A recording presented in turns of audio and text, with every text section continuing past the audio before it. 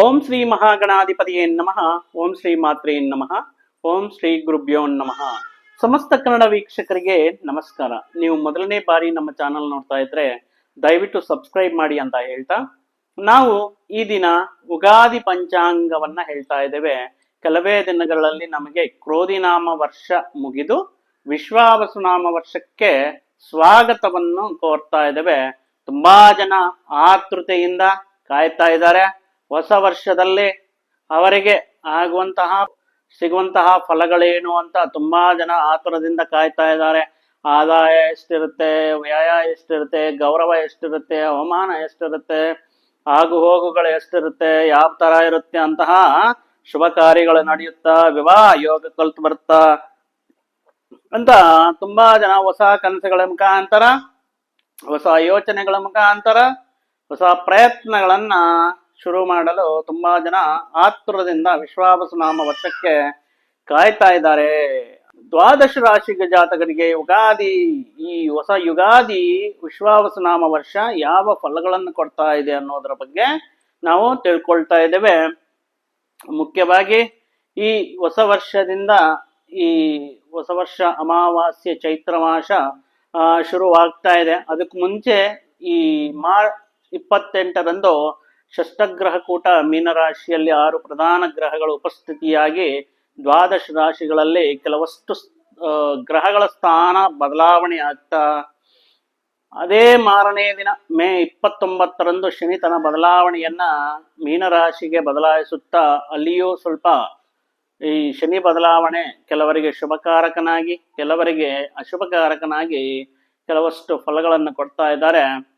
ಮುಖ್ಯವಾಗಿ ಈ ದ್ವಾದಶ ರಾಶಿಗಳಲ್ಲಿ ವಿಶ್ವಾವಸುನಾಮ ವರ್ಷದಲ್ಲಿ ಮೇಷ ರಾಶಿಯವರಿಗೆ ಈ ಶನಿ ಸ್ಥಾನ ಆಗೋದ್ರಿಂದ ಇವರಿಗೆ 12ನೇ ಭಾವದಲ್ಲಿ, ಅಂದ್ರೆ ವ್ಯಯ ಭಾವದಲ್ಲಿ ಶನಿ ಸಂಚಾರ ಆಗುವ ಕಾರಣದಿಂದ ಇವರಿಗೆ ಸಾಡೆ ಸಾತಿ ಶುರುವಾಗ್ತಾ ಇದೆ. ತುಂಬಾ ಜನ ಆಗು ಹೋಗುಗಳೇ ಕಂತೆಗಳಿಗಿಂತ ತುಂಬಾ ಹೆದರಿಕೆ ನೀಡ್ತಾ ಇದ್ದಾರೆ, ತುಂಬಾ ಎಚ್ಚರಿಸ್ತಾ ಇದ್ದಾರೆ. ಇಲ್ಲದೆ ಇರುವಂತಹ ಭಯ ಆತಂಕವನ್ನು ಸೃಷ್ಟಿ ಮಾಡ್ತಾ ಇದ್ದಾರೆ. ಮೇಷರಾಶಿಯವರಿಗೆ ಈ ರೀತಿ ಆಗುತ್ತೆ, ಆ ರೀತಿ ಆಗುತ್ತೆ. ಗೋಚಾರ ರೀತಿಯ ನಾವು ನೋಡೋದು ಒಂದಾದ್ರೆ, ಅವರ ವೈಯಕ್ತಿಕ ಜೀವನದಲ್ಲಿ ಶನಿ ಎಷ್ಟು ಬಾರಿ ಬಂದಿದೆ ಅನ್ನೋದನ್ನ ಕೂಡ ಗಮನದಲ್ಲಿ ಇಟ್ಕೋಬೇಕಾಗುತ್ತೆ. ಮತ್ತು ಅವರ ಹುಟ್ಟಿರುವಂತಹ ದಿನಾಂಕ ತೇದಿಯನ್ನು ನೋಡಿ ಅವರ ವೈಯಕ್ತಿಕ ಈ ಜಾತಕದಲ್ಲಿ ಸ್ಥಾನಗಳ ದಶಾಭುಕ್ತಿಯನ್ನ ನೋಡ್ಬೇಕಾಗಿರುತ್ತೆ. ಅದರ ಆಧಾರದ ಮೇಲೆ ನಾವು ವ್ಯಕ್ತಿಯ ಜಾತಕವನ್ನು ವಿಶ್ಲೇಷಣೆ ಮಾಡಲಾಗುತ್ತದೆ. ಮುಖ್ಯವಾಗಿ ಈ ಕಾರಣದಿಂದ ಸಾಡೆ ಸಾತಿ ಮೊದಲಾಗ್ತಾ ಇದೆ, ಶನಿ ಬದಲಾಗ್ತಾ ಇದ್ದಾರೆ, ಯಾವ ರೀತಿ ಪ್ರಾರಂಭವಾಗುತ್ತೆ ಅಂತಹ ಆತಂಕ ಬೀಳುವುದು ಬೇಡ. ಯಾಕಂದ್ರೆ ಶನಿ ಕರ್ಮಕಾರಕನಾಗಿರ್ತಾನೆ. ಧರ್ಮದಿಂದ, ನ್ಯಾಯದಿಂದ, ನಾವು ಮಾಡುವಂತಹ ಕಷ್ಟಪಟ್ಟು ದುಡಿಯುವಂತಹ ವ್ಯಕ್ತಿತ್ವದಿಂದ, ನಮ್ಮ ಕರ್ಮಗಳಿಂದ, ನಮ್ಮ ವೈಯಕ್ತಿಕ ಜೀವನದಲ್ಲಿ ನಾವು ಎಷ್ಟೇ ಸಮಸ್ಯೆಗಳು ಬಂದರೂ ಧರ್ಮವನ್ನು ಬಿಡದೆ, ನ್ಯಾಯವನ್ನು ಬಿಡದೆ ಈ ರೀತಿ ನಡ್ಕೊಳ್ಳುವಂತಹ ವ್ಯಕ್ತಿಗಳಿಗೆ ಶನಿ ಯಾವ ರೀತಿಯಲ್ಲಿ ನಷ್ಟಗಳನ್ನು ಕೊಡುವುದಿಲ್ಲ. ಆ ಕಾರಣದಿಂದ, ಆದ್ದರಿಂದ ಮೇಷರಾಶಿ ಜಾತಕರಿಗೆ ಹೊಸ ವರ್ಷದಲ್ಲಿ ಯಾವ ರೀತಿ ಇರುತ್ತೆ ಅಂತ ನೋಡಿದರೆ, ಆದಾಯವು 2, ವ್ಯಯ 14 ಅಂತ ಇದೆ. ಯಾಕಂದ್ರೆ ಶನಿ ಮಹಾತ್ಮ ವ್ಯಯ ಸ್ಥಾನದಲ್ಲಿದ್ದು ಸ್ವಲ್ಪ ಆದಾಯ ಕಡೆಗೆ ಸ್ವಲ್ಪ ಗಮನ ಕೊಡ್ಬೇಕಾಗಿರುತ್ತೆ. ಅದೇ ರೀತಿ ವ್ಯಯ, ಅನಾವಶ್ಯಕ ಖರ್ಚುಗಳ ಬಗ್ಗೆ ಅಲ್ವಾ, ಅಥವಾ ಅವಶ್ಯಕ ಖರ್ಚುಗಳ ಬಗ್ಗೆ ನೋಡುವುದಾದರೆ ಈಗ ಭಯ ಬೀಳುವಂತಹ ಅವಶ್ಯಕತೆ ಇಲ್ಲ. ಯಾಕಂದ್ರೆ ಮೇ 15ರವರೆಗೆ ಗುರು ಲಾಭಸ್ಥಾನದಲ್ಲಿರುವ ಕಾರಣದಿಂದ ಈ ಗುರು ಗ್ರಹವನ್ನ ಆಧಾರದ ಮೇಲೆ ನಾವು ಆದಾಯ ವ್ಯಯಗಳನ್ನು ನೋಡ್ಬೇಕಾಗಿರುತ್ತೆ. ಶುಭ ಕಾರಕನಾಗಿರ್ತಾನೆ ಗುರು. ಮೇ 15ರವರೆಗೆ ಈ ಧನಸ್ಥಾನದಲ್ಲಿ ಗುರು ಸಂಚಾರದಿಂದ ಮಾರ್ಚ್, ಏಪ್ರಿಲ್, ಮೇ ಈ ತಿಂಗಳುಗಳಲ್ಲಿ ಕೆಲವಷ್ಟು ಶುಭ ಫಲಗಳು ಮೇಷರಾಶಿಯವರಿಗೆ ನೀಡ್ತಾ ಇದ್ದಾರೆ. ಇವರ ಸಂಪತ್ತು ಬೆಳೆಯುತ್ತೆ, ಇವರಿಗೆ ಶ್ರೇಯಸ್ಸು, ಯಶಸ್ಸು ಸಿಗುತ್ತೆ. ಶುಭ ಕಾರ್ಯಗಳ ಬಗ್ಗೆ ಪ್ರಸ್ತಾವನೆ ಇರುತ್ತೆ. ಶುಭ ಕಾರ್ಯಗಳು, ವಿವಾಹಾದಿ ಶುಭ ಕಾರ್ಯಗಳಿಗೋಸ್ಕರ ಪ್ರಯತ್ನಗಳು ಮಾಡಬೇಕಾಗುತ್ತೆ. ಗೃಹ ನಿರ್ಮಾಣ ಅಂತಹ ಮುಂತಾದಂತಹ ವಿಷಯಗಳಲ್ಲಿ ಮೇಷರಾಶಿಯವರು ತಮ್ಮ ಪ್ರಯತ್ನಗಳನ್ನು ಮಾಡ್ಕೊಳ್ತಾ ಇರ್ತಾರೆ. ಕುಟುಂಬ ಸೌಖ್ಯವು ತುಂಬಾ ಚೆನ್ನಾಗಿರುತ್ತೆ ಗುರು ಧನಸ್ಥಾನದಲ್ಲಿ ಸಂಚಾರವನ್ನ ಮಾಡುವಂತಹ ಕಾರಣದಲ್ಲಿ. ಮತ್ತೆ ಮೇ 15ರಿಂದ ಅಕ್ಟೋಬರ್ 19ರವರೆಗೆ ಸ್ವಲ್ಪ ಮಿಥುನ ರಾಶಿಯಲ್ಲಿ ಸಂಚಾರವನ್ನ ಮಾಡುತ್ತಾ ಇವರ ತೃತೀಯ, ಸಪ್ತಮ ಮತ್ತು ಏಕಾದಶ ಭಾವ ಫಲಗಳನ್ನು ಕೂಡ ಗುರು ಅನುಕೂಲ ಮಾಡಿಕೊಡ್ತಾ ಇರ್ತಾರೆ. ಆ ಕಾರಣದಿಂದ ನೀವು ಭಯ ಬೀಳುವಂತಹ, ಆತಂಕ ಬೀಳುವಂತಹ ಸಂದರ್ಭ ಏನೂ ಇಲ್ಲ. ಅದಕ್ಕೋಸ್ಕರ ನೀವು ಭಯ ಬೀಳುವಂತಹ ಅವಶ್ಯಕತೆ ಇಲ್ಲ ಅಂತ ಹೇಳ್ತಾ ಇದ್ದೇನೆ. ಮುಖ್ಯವಾಗಿ ಇವರಿಗೆ ಸಿಗುವಂತಹ ಗೌರವ 5, ಅವಮಾನ 7 ಅಂತ ಇದೆ. ಅಂದ್ರೆ ಕೆಲವು ವಿಷಯಗಳಲ್ಲಿ, ಅನಾವಶ್ಯಕ ವಿಷಯಗಳಲ್ಲಿ ಅಥವಾ ವಿವಾದಗಳಲ್ಲಿ ನಾವು ನಮ್ಮ ಜೋಕ್ಯ ಮಾಡಿಕೊಳ್ಳುವುದು, ನಮ್ಮ ಗುರುತುವಿಕೆ ತೋರಿಸುವುದು ಅಷ್ಟು ಒಳ್ಳೆಯದಲ್ಲ. ಎಷ್ಟರ ಮಟ್ಟಿಗೆ ಕ್ರಮಶಿಕ್ಷಣಾಯದ ನಮ್ಮ ವಿಷಯದ ಬಗ್ಗೆ, ನಮ್ಮ ಜೀವನದ ಬಗ್ಗೆ, ನಮ್ಮ ಪ್ರಯತ್ನಗಳ ಬಗ್ಗೆ, ನಾವು ಮಾಡುವಂತಹ ವೃತ್ತಿ ಉದ್ಯೋಗಗಳ ಬಗ್ಗೆ ಗಮನ ಇಟ್ಟರೆ ಈ ರೀತಿ ಸಮಸ್ಯೆಗಳು ಬರುವಂತಹ ಅವಕಾಶಗಳು ಕಮ್ಮಿ ಇರುತ್ತೆ. ಮೇ 15ರಿಂದ ಅಕ್ಟೋಬರ್ 19ರವರೆಗೆ ಈ ರೀತಿ ಗುರು ಒಳ್ಳೆಯದೇ ಮಾಡ್ತಾ ಇರ್ತಾರೆ. ಇನ್ನು ವಿವಾಹ ಪ್ರಯತ್ನಗಳು ಏನಾದ್ರೂ ಮಾಡ್ತಾ ಇದ್ರೆ ಮೇಷರಾಶಿ ಜಾತಕರಿಗೆ ಕೂಡಿ ಬರುತ್ತೆ. ವಿವಾಹ ಸಂಬಂಧಗಳು ಹುಡುಕುತ್ತಾ ಬರುತ್ತೆ.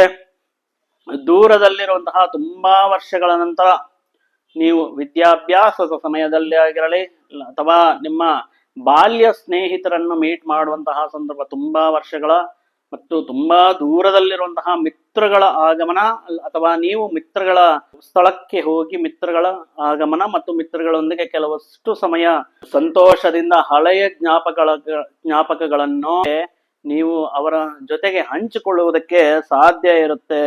ಮುಖ್ಯವಾಗಿ ವಿದೇಶಿ ಪ್ರಯತ್ನ ಮಾಡುವಂತವರಿಗೆ ತುಂಬಾ ಅನುಕೂಲವಾಗಿರುತ್ತೆ ಮೇಷರಾಶಿಯವರಿಗೆ ಅಂತ ಹೇಳಬಹುದು. ಯಾರಾದ್ರೂ ವಿದೇಶಿ ಪ್ರಯತ್ನ ಮಾಡ್ತಾ ಇದ್ರೆ, ವಿದೇಶದಲ್ಲಿ ಉದ್ಯೋಗ ಅಥವಾ ವಿದ್ಯೆ ಅವಕಾಶಗಳಿಗೋಸ್ಕರ ವಿದೇಶದಲ್ಲಿ, ಪಾಶ್ಚಾತ್ಯ ದೇಶಗಳಲ್ಲಿ ನೀವೇನಾದ್ರೂ ಪ್ರಯತ್ನ ಮಾಡ್ತಾ ಇದ್ದರಲ್ಲಿ ಅವು ನಿಮಗೆ ಅನುಕೂಲವಾಗಿ ಬರುತ್ತೆ. ಮುಖ್ಯವಾಗಿ ದೂರ ಆಗಿರುವಂತಹ ದಂಪತಿಗಳು ಮತ್ತೆ ಒಂದಾಗುವುದಕ್ಕೆ, ಒಬ್ಬರನ್ನೊಬ್ಬರನ್ನು ಮತ್ತೆ ಅರ್ಥ ಮಾಡಿಕೊಂಡು ಇಲ್ಲ ಅವರ ತಪ್ಪುಗಳನ್ನ ಅರಿವು ಮಾಡಿಕೊಂಡು ಅನ್ಯೋನ್ಯದಿಂದ ಜೀವನವನ್ನು ಸಾಗಿಸುವುದಕ್ಕೆ ಅನುಕೂಲವಾಗಿರುತ್ತೆ ಮೇಷರಾಶಿ ಜಾತಕರಿಗೆ. ಗುರು ಚತುರ್ಥ ಭಾವದಲ್ಲಿ ಬಂದಾಗ 4ನೇ ಸ್ಥಾನದಲ್ಲಿ ಸಂಚಾರ ಮಾಡುವಂತಹ ಸಂದರ್ಭದಲ್ಲಿ ಅದಿಯು ಕಟಕ ರಾಶಿ ಎಂದು ಮಾಡ್ತಾ ಇರ್ತಾರೆ. ಆ ಕಾರಣದಿಂದ ಸ್ವಲ್ಪ ಮಟ್ಟಿಗೆ ಪರೀಕ್ಷೆಗಳು ಅನ್ನೋದಿರುತ್ತೆ. ತಾಳ್ಮೆಯಿಂದ ಈ ಸ್ವಲ್ಪ ಗುರು ಚತುರ್ಥ ಫಲ ಮತ್ತು ಶನಿ ವ್ಯಯಭಾವದಲ್ಲಿರುವಂತಹ ಕಾರಣದಿಂದ ಕೆಲವಷ್ಟು ತೊಂದರೆಗಳು ಇರಬಹುದು. ಮತ್ತು ಅದರ ಜೊತೆಗೆ ಅನುಕೂಲ ಏನಪ್ಪಾ ಅಂದ್ರೆ, ಎಷ್ಟೇ ಸಮಸ್ಯೆ ಇದ್ರೂ ಅದು ಲೋನ್ ತಗೊಂಡು ಆದ್ರೂ ಒಂದು ಸ್ವಂತ ಮನೆ ಕಟ್ಕೊಳ್ಳೋದು ಅನ್ನೋದು ತುಂಬಾ ಜನ ಆಸೆ ಆಕಾಂಕ್ಷೆ ಆಗಿರುತ್ತೆ. ಆ ಪ್ರಯತ್ನದ ಕಡೆಗೆ ನೀವು ಗಮನ ಹರಿಸ್ತೀರಾ. ಒಂದು ಸ್ವಂತ ಮನೆ ಮಾಡ್ಕೊಳ್ಬೇಕು ಅನ್ನುವಂತಹ ನಿಮ್ಮ ಆಸೆ ಈಡೇರುತ್ತೆ. ನಿಮ್ಮ ಗೃಹ ನಿರ್ಮಾಣವನ್ನು ಪ್ರಾರಂಭಿಸುತ್ತೀರಾ ಮತ್ತು ಅಥವಾ ಕಟ್ಟಿರುವಂತಹ ಮನೆಯನ್ನು ತಗೊಳ್ತೀರಾ. ನಿಮ್ಮ ಕುಟುಂಬದಲ್ಲಿ ಅಂದ್ರೆ ನಿಮ್ಮ ಕುಟುಂಬಸ್ಥರಲ್ಲಿ ಒಬ್ಬ ವ್ಯಕ್ತಿಗೆ ಉನ್ನತ ಹುದ್ದೆ ಸಿಗುವಂತಹ ಯೋಗ ಇದೆ. ಜವಾಬ್ದಾರಿಯುತ ಮತ್ತು ಆದಾಯ ಜಾಸ್ತಿ ಹೆಚ್ಚಳವಿರುವಂತಹ ಒಂದು ಉತ್ತಮವಾದಂತಹ ಉದ್ಯೋಗ ಪ್ರಾಪ್ತಿ, ಹುದ್ದೆಯ ಪ್ರಾಪ್ತಿ ಈ ವರ್ಷದಲ್ಲಿ ನೀವು ಕಾಣಬಹುದು. ಅಥವಾ ನಿಮ್ಮ ಕುಟುಂಬಸ್ಥರಲ್ಲಿ ವರ್ಗಾವಣೆಗಳಾಗಬಹುದು. ಅಂದ್ರೆ ನಿಮ್ಮ ಕುಟುಂಬದ ಜೊತೆಗೆ ಇರುವಂತಹ ವ್ಯಕ್ತಿಗಳಿಗೆ ವರ್ಗಾವಣೆ ಮುಖಾಂತರ ಸ್ಥಾನ ಬದಲಾವಣೆ ಆಗುವುದು. ಅಂದ್ರೆ ಒಂದು ಊರಿಂದ ಮತ್ತೊಂದು ಊರಿಗೆ ಪ್ರಯಾಣ ಅಥವಾ ಸ್ಥಾನವನ್ನು ಬದಲಾಯಿಸುವುದು ಆಗುವುದು. ಮತ್ತೆ ಈ ರೀತಿ 1 ತಿಂಗಳ ಕಾಲ ಈ ರೀತಿ ಇರುತ್ತೆ. ಮತ್ತೆ ವಕ್ರಗಮನ ಆಗಿರುವ ಅಂದ್ರೆ ವಕ್ರ ಸ್ಥಿತಿಯಲ್ಲಿ ಮತ್ತು ಗುರು ಬಂದು ಮತ್ತೆ ತೃತೀಯ ಭಾವಕ್ಕೆ ಬರ್ತಾರೆ. ಆ ಕಾರಣದಿಂದ ಮಿಥುನ ರಾಶಿಗೆ ಮತ್ತೆ ಪುನರಾಗಮನವು ಗುರುಗ್ರಹವು ಆಗುತ್ತೆ. 1 ತಿಂಗಳು 2 ತಿಂಗಳ ಕಾಲ ಈ ರೀತಿ ಇರುತ್ತೆ. ಆದ್ಮೇಲೆ ಮತ್ತೆ ಗುರು ಯಥಾಸ್ಥಾನದಲ್ಲಿ ಬಂದು ಇರ್ತಾರೆ.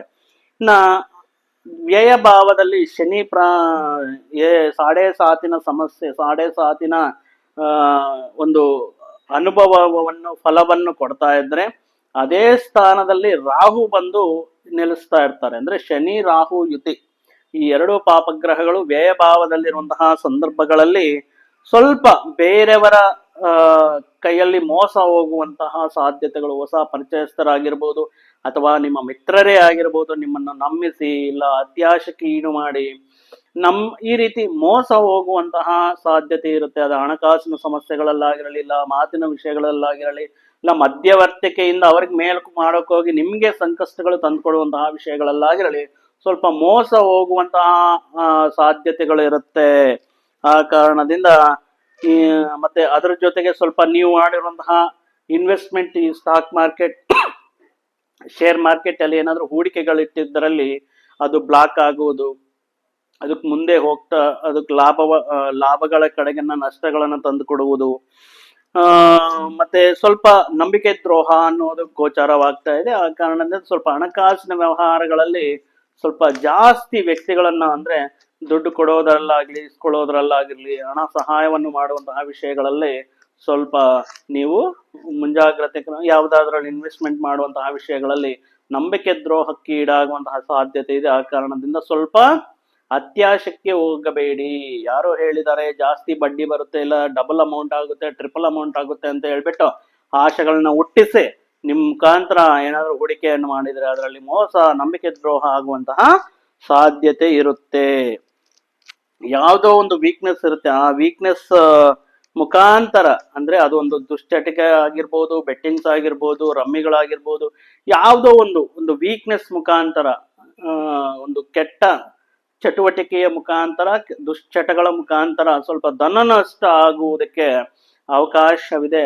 ಸೊ ಆ ಕಡೆ ಸ್ವಲ್ಪ ಗಮನ ಕೊಟ್ಟು ಯಾವುದೇ ಆಕರ್ಷಣೆ ಮಾಡಬೇಡಿ. ಯಾರೋ ಫ್ರೆಂಡ್ಗೆ ನಿನ್ನೆ ಬೆಟ್ಟಿಂಗ್ ಅಲ್ಲಿ ಟ್ರಿಪಲ್ ಅಮೌಂಟ್ ಬಂತು, ನಾನ್ಯಾಕೆ ಟ್ರೈ ಮಾಡಬಾರ್ದು ಅನ್ನೋ ಈ ತರ ಆಕರ್ಷಣೆಗಳು ಒಂದು ಮಾಯ ಮಾಡ್ತಾ ಇರ್ತಾರೆ ರಾಹು. ಆ ಕಾರಣದಿಂದ ದಯವಿಟ್ಟು ಮೇಷರಾಶಿಯವರು ಈ ರೀತಿ ಆಕರ್ಷಣೆಗಳಿಗೆ ಬಲಿಯಾಗಬೇಡಿ. ಯಾರಿಗೋ ಬಂದಿರುತ್ತೆ ಅಂದ್ರೆ ಅವರವರ ದಶ ಧರ್ಮ ಮತ್ತು ಕರ್ಮಾನುಸಾರ ಅವ್ರಿಗೇನೋ ಅದೃಷ್ಟ ಒಳಗೆ ಬಂದಿರುತ್ತೆ. ಅದೇ ರೀತಿ ಎಲ್ಲರಿಗೂ ಆಗ್ಬೇಕು ಅಂತ ಇಲ್ವಲ್ಲ. ಆ ಕಾರಣದಿಂದ ಈ ರೀತಿ ವಿಷಯಗಳಿಗೆ ಎಷ್ಟು ದೂರ ಇದ್ರೆ ಅಷ್ಟು ಒಳ್ಳೆಯದು. ನಮ್ಮ ಮೇ 18ರಿಂದ ರಾಹು ಬಂದು ಏಕಾದಶ ಭಾವಕ್ಕೆ ಬರ್ತಾರೆ. 11ನೇ ಭಾವಕ್ಕೆ ಬಂದ್ಮೇಲೆ ಸ್ವಲ್ಪ ರಾಹು ಶುಭಕಾರಕನಾಗ್ತಾನೆ. ಲಾಭ ಸ್ಥಾನಕ್ಕೆ ಬಂದ್ಮೇಲೆ ಸ್ವಲ್ಪ ಅತ್ಯಂತ ಶುಭಕರವಾದಂತಹ ವಿಷಯಗಳನ್ನ ನಿಮ್ಗೆ ಕೊಡ್ತಾನೆ. ಮುಖ್ಯವಾಗಿ ಉದ್ಯೋಗ ಪ್ರಯತ್ನಗಳು ಮಾಡ್ತಾ ಇರುವಂತಹವರು, ಸಾಫ್ಟ್ವೇರ್ ಫೀಲ್ಡ್ ಅಲ್ಲಾಗಿರ್ಲಿ ಅಥವಾ ಸಿನಿಮಾ ಫೀಲ್ಡ್ ಅಲ್ಲಾಗಿರ್ಲಿ, ರಾಜಕೀಯ ಫೀಲ್ಡ್ ಅಲ್ಲಾಗಿರ್ಲಿ, ಒಂದು ಹೊಸ ಅಧ್ಯಾಯ, ಒಂದು ಜೀವನವನ್ನು ಆರಂಭಿಸಬೇಕು ಪ್ರಯತ್ನದಿಂದ ಕೆರಿಯರ್ನ ಸ್ಟಾರ್ಟ್ ಮಾಡಬೇಕು ಅನ್ನೋಂಥವರಿಗೆ ತುಂಬಾ ಅನುಕೂಲವಾದಂತಹ ಅವಕಾಶಗಳು ಸಿಗುವುದರಲ್ಲಾಗಿರಲಿ, ಅಥವಾ ಅಂತಹ ಹೊಸ ಅಧ್ಯಾಯವನ್ನ, ಒಂದು ತಿರುವನ್ನ ನಿಮ್ಮ ಜೀವನದಲ್ಲಿ ಬದಲಾಯಿಸುವುದಕ್ಕೆ ತುಂಬಾ ಅನುಕೂಲವಾಗಿರುತ್ತೆ. ಇದೇ ಸಮಯದಲ್ಲಿ ಸ್ವಲ್ಪ ಮಟ್ಟಿಗೆ ಸ್ಥಿರಾಸ್ತಿಯನ್ನ ಪಡೆಯುವಂತಹ ಸಂದರ್ಭಗಳು ಬರಬಹುದು. ಅಥವಾ ಹಿಂದಿನ ದಿನಗಳಲ್ಲಿ ನೀವು ಕೊಂಡಿರುವಂತಹ ಆಸ್ತಿಗಳಿಗೆ, ಅದು ಮನೆ ಆಗಿರ್ಬೋದು, ಜಾಗ ಆಗಿರ್ಬೋದು, ಫ್ಲಾಟ್ ಆಗಿರ್ಬೋದು, ಈಗ ಒಂದು ಒಳ್ಳೆಯ ಬೇಡಿಕೆ ಬಂದು ಅದಕ್ಕೆ ಒಳ್ಳೆಯ ಬೆಲೆ ಸಿಗುವಂತಹ ಅವಕಾಶವು ಈ ವರ್ಷದಲ್ಲಿ ಆಗುತ್ತೆ. ಅಂದ್ರೆ ನೀವು ಏನು ಊಹೆ ಮಾಡಿರ್ತೀರೋ, ಏನು ಎಕ್ಸ್ಪೆಕ್ಟ್ ಮಾಡಿರ್ತೀರೋ, ಏನು ಇಷ್ಟು ಬರಬೇಕು ಅನ್ಕೊಂಡಿರ್ತೀರೋ ಅದಕ್ಕಿಂತ ಮೇಲೆ ನಿಮಗೆ ಲಾಭ ತಂದುಕೊಡ್ಬೇಕೆ ಅಥವಾ ಆದಾಯವನ್ನು ಗಳಿಸುವುದಕ್ಕೆ ಅವಕಾಶವು ಇರುತ್ತೆ. ಉನ್ನತ ಹುದ್ದೆಯ ಯೋಗ ಇದೆ.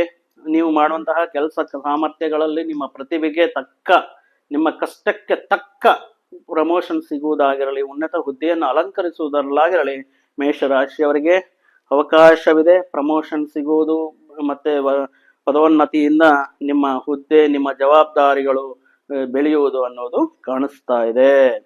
ಇನ್ನ ಕೇತು ಷಷ್ಠಮ ಭಾವದಲ್ಲಿ 8ನೇ ಮನೆಯಲ್ಲಿ ಬಂದು ಮೇ 18ರವರೆಗೆ ಸ್ವಲ್ಪ ಈ ಪಂಚಮದ ಸ್ಥಾನದಲ್ಲಿ, ಅಂದ್ರೆ ಸಿಂಹ ರಾಶಿಯಲ್ಲಿ ಇರೋ ಕಾರಣದಿಂದ ಸ್ವಲ್ಪ ಪ್ರೀತಿ ಪ್ರೇಮ ವ್ಯವಹಾರಗಳಲ್ಲಿರುವಂತಹ ಯುವಕರಿಗೆ, ಯುವತಿಯರಿಗೆ ಸ್ವಲ್ಪ ಮನಸ್ತಾಪಗಳು ಬಂದು ಈಗೋ ಹಟ್ ಮಾಡಿಕೊಂಡು ಸ್ವಲ್ಪ ಬ್ರೇಕಪ್ ಆಗೋದಕ್ಕೆ ಕಾರಣವಾಗ್ತಾ ಇರುತ್ತೆ. ಈ ಬ್ರೇಕಪ್ ಆದ್ರೆ ಮಾನಸಿಕವಾಗಿ ಒಂದು ಹಿಂಸೆ ಇರುತ್ತೆ.